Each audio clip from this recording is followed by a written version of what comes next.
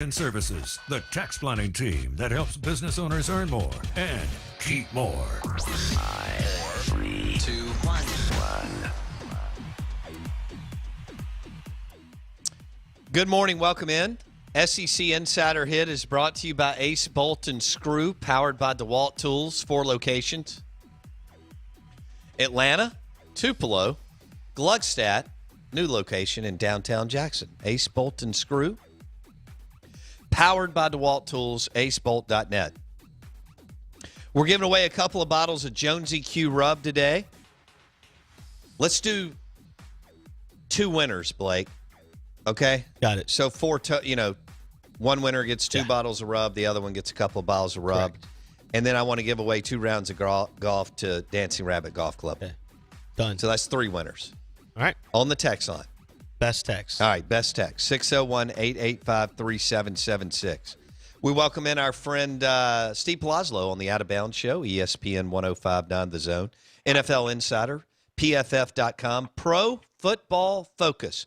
Steve also has an awesome podcast on the NFL, and you can find that on Apple Podcasts, Spotify, Podbean, and so on. Palazzolo joins us on the Modelo guest line. Steve, before I get into quarterbacks and NFL and some other things, did you like the movie Jerry Maguire? Yeah, I thought that was good. Okay. Good movie. Do you remember the quarterback's name in the movie that Tom Cruise and the others were fighting over? No. All right, his name I was haven't seen it in a while. Frank Cushman, and they called him Cush. Cush. Yeah. We were talking about that this morning. How did we talk? That. Yeah, I haven't seen it in a while. Great. Cuba Gooding Jr. Guy was incredible. Would you consider that one of the best sports movies of all time? Yeah, because I think it's got some of those moments, right? Those one-liners and, historic moments coming out of it. I think it's in that top 10 range, I'd say. Yeah, I agree with you. Moneyball, Jerry Maguire, among others. But, all right, good deal. So we checked that box. Now let's go to some more important things. We're debating Drew Brees and Brett Favre and who is a better quarterback. According to Steve Palazzolo, PFF.com, who was the better QB, Favre or Brees?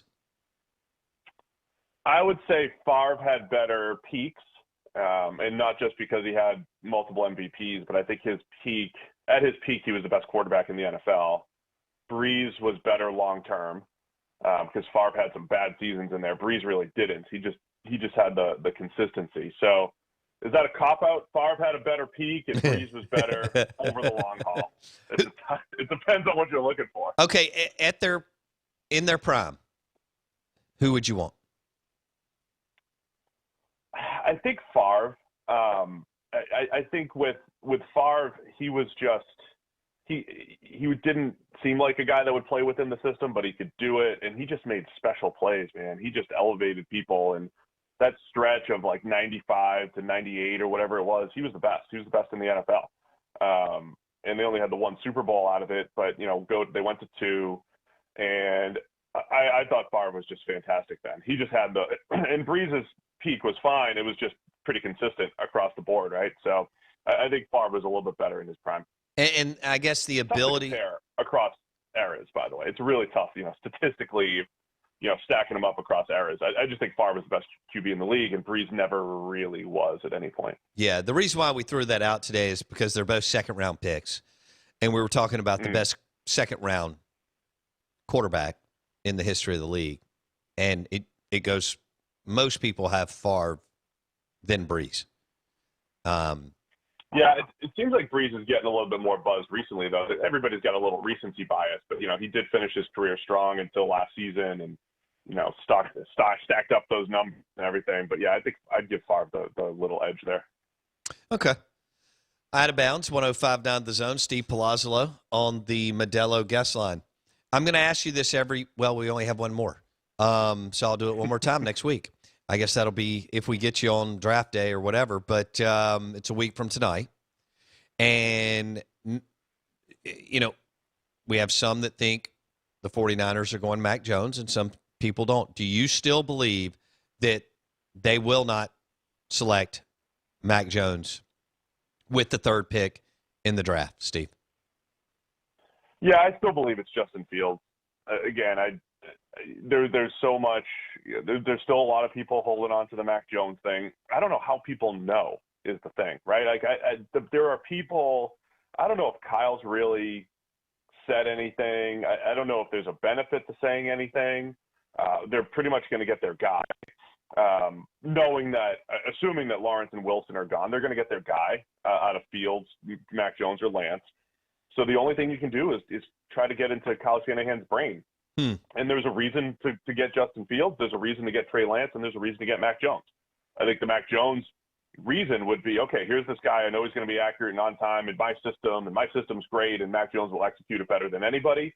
And then Trey Lance, if you get him, he's the best pure runner in the class. And if you're trying to add a little QB run game to an already incredible run game with good playmakers, Trey Lance, and you might see this, moldable clay in Trey Lance, and Kyle Shanahan's like, man, give me some of that. I'm going to make him into a star.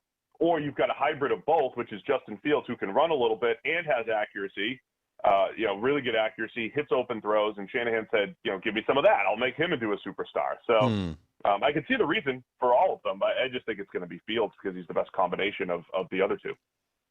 All right. Steve Palazzolo, PFF.com, Pro Football Focus on the Modelo guest line. If we're having this conversation 5 years from now, would you be surprised or maybe even shocked if Zach Wilson out of BYU is better than Trevor Lawrence out of Clemson in the NFL? No, I wouldn't be shocked about anything when it comes to the QB stuff now.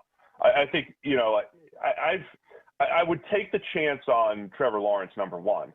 But I've said a few times on our podcast as well, what does that range of outcomes look like? Andrew Luck was good and very good at times, but maybe, he wasn't Peyton Manning, right? So if Trevor Lawrence landed at Andrew Luck, that'd be a really good career.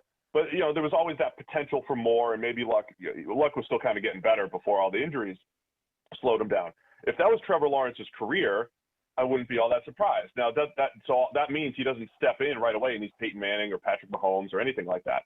But at the same time, if you look at Luck, in that very draft class was Russell Wilson in the third round, and he's become the best quarterback out of that class, right? So, even John Elway's class, it was him and Marino and Jim Kelly. So even when you get the generational prospects, so to speak, they don't necessarily become the best quarterback in the class. So, no, I wouldn't be surprised if Zach Wilson was the best guy a few years from now. And you have Wilson over Luck? Over Lawrence? No. I'm sorry. You have Russell Wilson over Andrew Luck in their prime. I know Luck retired early, but you have Wilson over Andrew Luck, right? I'd say their prime. At the time that Luck retired, I think Luck's prime was better. But Okay. Wilson's last couple seasons, even with the drop-off last year, I think Wilson surpassed him. Plus, he's got the sustainability that gives him the edge, yeah. Wilson's been the best QB in that class. Okay. With Trevor Lawrence, if everything works out, well, yeah, I guess it could. We do have QBs. If it all lines up and this Urban Meyer, Trevor Lawrence marriage is really good, and Ann Urban has hired excellent offensive coaches, what could Trevor be in 3 years? I think you're just looking at, what are your expectations for the Chiefs every year, right? I mean, it doesn't – so what could he be? I said he's not going to be Mahomes necessarily, but could he be? Sure. So what are your expectations for the Chiefs every year? You expect them to at least be in the AFC Championship now. And now if Trevor Lawrence gets to that level, now you're talking about a fascinating side of the conference, right? You've got the Browns doing some great things with Baker Mayfield. You've got the Bills doing some great things with Josh Allen. It becomes a really competitive AFC. Who's going to be up there competing with the Chiefs? Will it be too competitive? The Chiefs aren't a lock for the AFC Championship every year. I think Lawrence and Urban, and if the Jags, pull the right levers as far as building around him, they just step into that mix. And in any given season, you see the Jags and the Bills, or you see the Jags and the Chiefs, or you see the Browns and the Chiefs, and don't forget about the Ravens. It becomes this really competitive AFC, and Lawrence and the Jags are right there in that mix in any given season to go on one of those championship runs. You mentioned Baker and Josh Allen, and was most everybody at Pro Football Focus on board with Baker coming out? I know you were. Completely, yeah. All the data pointed toward him, our film analysis, and then the day that it was announced, it was like a party because we were the only ones who had him at number one. It was like, all right, justified. So, yeah, we were all in on Baker. Okay. Blake? Yeah, I have a question. Are we seeing like a definitive power shift in the AFC, or are we overblowing 1 year with Belichick not having Tom Brady and maybe upstart franchises being successful aren't always going to be successful? Interesting. No, I think there's a shift, man. I mean, the quarterback's important, right? I mean, there's two ways to win in the league. You have a great quarterback that's going to, solve some of your lower level issues, and you don't have to build as good of a roster. But the better your roster is, the more you can win. Or you have a mid-tier quarterback or lower, which the Patriots have, a mid-tier quarterback, and you stack up that roster and you try to go on a run. And that's worked a little, kind of. That's the 2018 Rams with Jared Goff. That's the 2019 49ers with Jimmy Garoppolo. But it's just a more difficult thing to do when you have a quarterback that, is in the middle of the pack. So, yeah, until Belichick has a more consistent quarterback, I think it's really tough to win in the AFC East.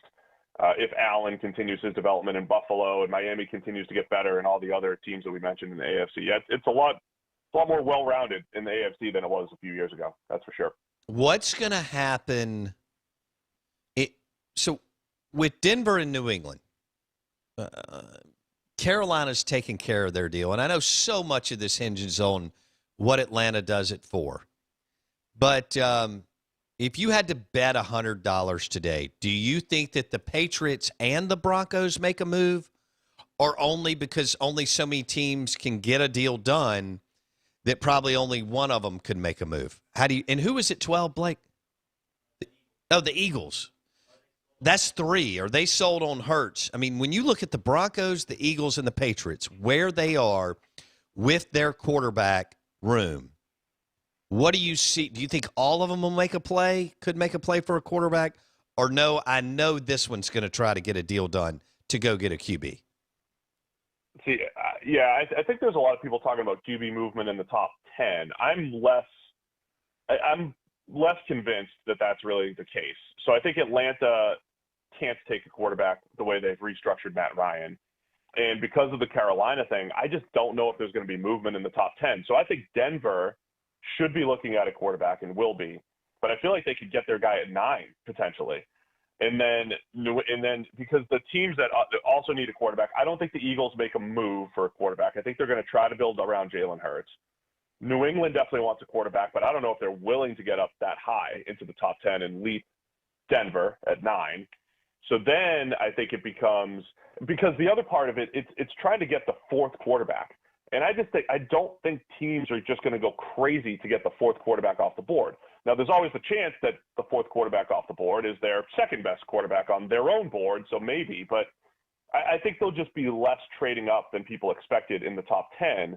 So Denver could get their guy at 9. New England might be able to stay where they are and maybe get up to 10 or 11 just to be safe to get a quarterback. But I think the teams that could make a move are Washington and Chicago, because they're at 19 and 20. They can't get into the top 10, but if Lance or Mac Jones if those guys start dropping around 10 to 15, I think it's Washington and Chicago to keep an eye on, because they're in desperate situations. More so Chicago, because their jobs are on the line, and they don't have a move at quarterback other than Andy Dalton. So I'd keep an eye on Washington and Chicago. I could be wrong on this, but I just feel like there's going to be less movement in the top 10 because you're talking about the 4th QB off the board, not say like the top 3. I feel like those moves have already been made. Wow. So New England at 15, they could stay and still grab the 4th or 5th QB by then. Whoever that is. I think it might be the 5th QB, and I think they might just be. I don't know if New England's going to force the quarterback situation. Before San Francisco made their move, I thought New England would be crazy aggressive, and I might just be overthinking this because it's been so long. But I don't know if New England's going to force it or not. I feel like they might be more competing with the Washingtons and Chicagos of the world than competing with Denver, who's up at 9. I feel like New England's competing with the teams behind them, not so much the ones in front of them now, because it's QB4. If that makes sense. Yeah, Steve Palazzolo on the Modelo guest line. And so how many today are you predicting to go in the first round, QBs? Just 5, just the top 5. I'm not buying into Davis Mills or Kellen Mond or any team making a move like that. I think it's 5 QBs. No Kyle Trask. There could always be a surprise. No, I don't think Kyle Trask goes in the first. Okay, who would you pick? I just don't see it. Would you pick Kellen Mond or Kyle Trask? Right, I would lean Trask. It's pretty close. They're different because Mond's played a ton of football and Trask has played no football. And, Trask didn't even play in high school, really. So I think there's still room to develop, and Trask already has excellent pocket presence, and he just does some good quarterbacking things. He's just a little limited from a tool standpoint. Whereas Mond, you've seen him play a lot of football, and it's just been so inconsistent. But he's just one of those, guys you just get in there and see if the NFL system helps him and could develop into something. So I think it's close. They're just coming at it from different angles, and I would lean Kyle Trask over Kellen Mond at this point. Kyle Trask over Kellen Mond. Okay. And where you've got Lawrence and then Zach, and then where does Trey Lance fall for you, the quarterback out of North Dakota State? So on the PFF draft board, our guys have put him just above Mac Jones, so 4th. So Fields 3rd. They have Lance 4th and Jones 5th. I would flip Lance and Jones. I just think Lance has only thrown the ball 320 times in his career. I just think there's so much projection there. And, he could be good. I mean, I wouldn't be surprised if Lance is fantastic. I just think there's more inherent risk there with the Trey Lance. And that might be a good thing because hitting a home run at the quarterback position is way more important than just finding a starter. You hear me talk about this all the time. So that might be the argument for Lance.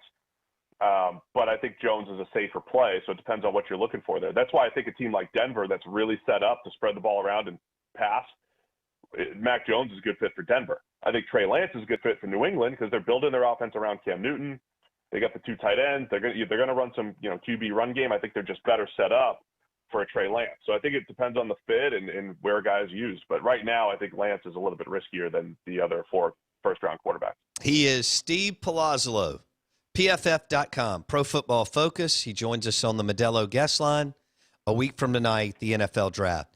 Steve, what do you make of some of the prognosticators are saying that there will not be a defensive player taken, and maybe in the first 9 picks? And Blake, you told me that'd be the first time since 1957. What is that? Is that just the year we don't have a Bosa type, a Khalil Mack type talent? Is it just this major shift to offense wins games? And as you have said, you got to have a QB and you got to be able to stretch the field with wide receivers. How do you see it, Steve? It's a little bit of both, but it's definitely the lack of high-end defensive talent. You mentioned there's no Bosa, there's no Chase Young, there's no Myles Garrett. Those guys have been like the locked top 3 picks, top 4 picks, in 4 or 5 of the last drafts. So those are the guys that usually go high. So the defensive line talent in general is just not there this year. There's a lot of first-round caliber pass rushers. They're just not dominant or elite. And then, corners generally don't go in the top 3 or 4. So you have guys like Patrick Surtain who are just safe and not as exciting as, like a Jalen Ramsey or a Patrick Peterson. So you're like, Patrick Surtain, he's nice at 9 or 10 or 11. And then you look at the receiver talent and all the quarterbacks that are going to go, and it all adds up to, it's going to be an offense heavy. I think the first 7 or 8 picks could all be offense. So, I think it's a little bit of everything, and mostly, though, just a lack of defensive line talent in this draft. Okay. Cowboys at 10. If Steve Palazzolo was their general manager, what direction would you go for Dak and the Cowboys at 10, Steve? Man, I'd be feeling pretty good if I took the GM job from Jerry. I like Surtain there a lot. I know they've talked a lot about offensive linemen and the whole thing. I love a corner there. I think that is the impact position that they need, continuing to build that secondary. It was the biggest issue last year. Even if Dak stayed healthy, they couldn't cover anybody. So I don't think they're going anywhere if they can't cover people. So I think Surtain, I think is a good play for Dan Quinn's system. I think getting that corner is the move for Dallas at 10. And Kyle Pitts will be long gone, right? I think so. I think he's gone in the top 4, at least in the top 6. If you're Atlanta, all right. If you're Atlanta, why is it this race to replace Matt Ryan? I mean, he's a really good QB. I would think he's got 2 or 3 more years. That's an eternity in the NFL. I would draft Kyle Pitts and try to win. I know they need help on defense, but I'd rather outscore somebody. Maybe because that's just more fun watching the red zone. But what is this rush to replace Matt Ryan, knowing that he could play well for another couple of years? What's the deal? I don't know that there is, really. I mean, Atlanta re-upped his contract, and he's basically untradeable for 2 years. So I think they are locked in with Matt Ryan. People that are projecting Atlanta to take a quarterback, it's just that thought, you bring a guy in, you bring in a Trey Lance and develop him behind Matt Ryan, which is fine. But, I agree. I think you can win with Matt Ryan still. He's still a very good quarterback. Atlanta's in a weird spot because they would love to add defense, but we just talked about there's nobody worth taking it for defensively. So I think Kyle Pitts is the play for them. Heck yeah. They've got Julio, they've got Calvin Ridley. You add Kyle Pitts to the mix. You have to compete with the Bucs and the Saints, who score like crazy. You got to score points down there. So I think Kyle Pitts is absolutely the play for Atlanta, and see what you can get out of Matt Ryan, at least over these next couple seasons here. That'd be filthy. Blake, we've got 1 minute. I know you want to jump in. Steve Palazzolo on the Modelo guest line. Yeah, real quick. Let's say for some reason Atlanta picks someone not Kyle Pitts. They take they trade back. They take quarterback, whoever. If you're Cincinnati and you have Pitts, Chase, or Penei Sewell, what's the most valuable pick for a team that had their quarterback carted off the field to a gruesome injury? Just you can't get emotional about the Joe Burrow injury. The offensive line is a disaster, but I would go Kyle Pitts first. Yes. Penei Sewell second, and then Jamar Chase. I've come around to Penei Sewell as the option over Jamar Chase because I think that's the option they're going to have. I've come around to Sewell over Chase. It's the hottest debate up here in Cincinnati, other than their terrible chili that they have here. That's the hottest debate in Cincinnati right now. Penei Sewell versus Jamar Chase, and I'm leaning Penei Sewell now. Okay, so But Pitts, if he's there, is the guy. Is Sports Talk Radio up there nuts on what to do at number 5 if Pitts, Chase, and Sewell are there? Neighbors, it's everybody. It's everybody. And I feel like PFF, we started the Jamar Chase. We started the receiver over offensive tackle thing, and now I'm kind of reverting back. Don't do that. Solidify things at tackle. Yeah. No, I need you to stay with the wide receiver. I'm doing more research on it. You got to build a nice, well-rounded team around your young quarterback. You realize you didn't want Joe Burrow to die before he turns 25? Oh, man. Palazzolo. Receivers help you not die, too. All right, dude. We appreciate you. Have a great weekend. We'll talk next week. Sounds great. Thank you, guys. Steve Palazzolo, PFF.com. Pro Football Focus. He's also got the podcast. Check him out on Twitter at PFF_Steve. At PFF_Steve. And he's great. Love it. He would go with Favre over Breeze. Not by much, but Favre over Breeze as the best second-round quarterback pick in the history of the NFL. We're live in the Bank Plus studio. The show is brought to you by the Philly Cheesesteak Sandwich at Roosevelt's at Live Oaks Golf Club, Highway 4.